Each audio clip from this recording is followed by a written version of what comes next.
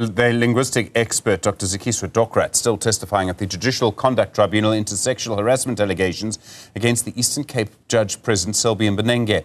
Newzroom Afrika's Qaanitah Hunter, following those proceedings, joins us live now from Sandton.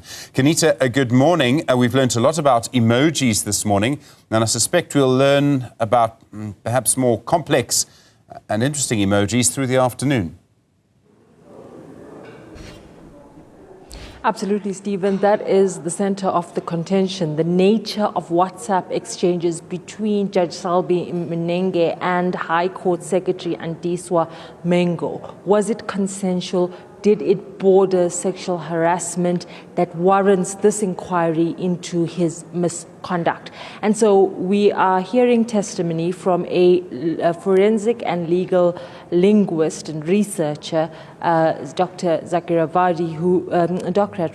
who presented to the inquiry about, her credentials of what does she do in interpreting text messages, and telling the court basically how different emojis can suggest different things. And so the evidence leader then started talking the inquiry through the different exchanges over the period of 2021 and 2022 between the accuser and the respondent, Judge Mbenenge. And she told this inquiry that from the WhatsApp exchanges and from the emoticons and emojis shared between the two, the conversation started very respectful, very normal, and then proceeded to become quite suggestive and even flirtatious.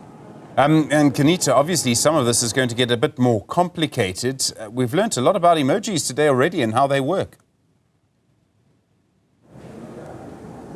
Absolutely a lot more complicated, because this is at the center of the dispute. Were these conversations consensual and conversations between two co-workers, or was this a breach of line and misconduct on behalf of a very powerful person, a judge, president, and a subordinate? And so the context is absolutely important, and the dynamic around whether it was consensual or not is at the heart of the dispute.